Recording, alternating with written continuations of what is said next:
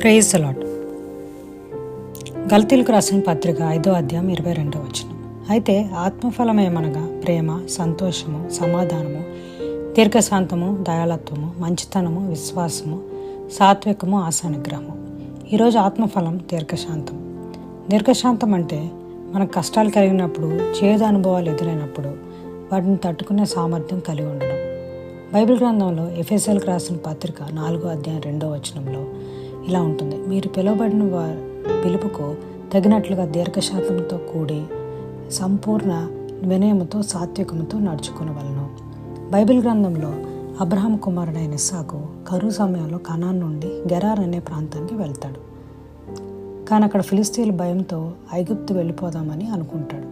కానీ దేవుడు అక్కడే ఉండమని చెప్పగా దేవుడు వాగ్దానం ఇస్తారు: నిన్ను, నీ తరాలను అభివృద్ధి చేస్తానని. అయితే వాటన్నిటికీ తట్టుకుని ఇస్సాకు బావులను తవ్వుతాడు.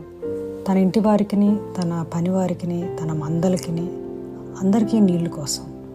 దేవుడు వాగ్దాన ప్రకారం ఇస్సాకు అక్కడ 100 ప్రతిఫలం పొందుకుంటాడు. మన యేసే మార్గంలో నడిచినప్పుడు ఆయన మనల్ని పిలిచారు అంటే మనం అన్ని విషయాల్లో ఓపిక కలిగి ఉండాలి. ఓపిక అన్నిసార్లు ఉంటుందా అంటే ఉండదు. యేసే వైపు చూస్తే ఓపిక కలిగి ఉండగలుగుతాం.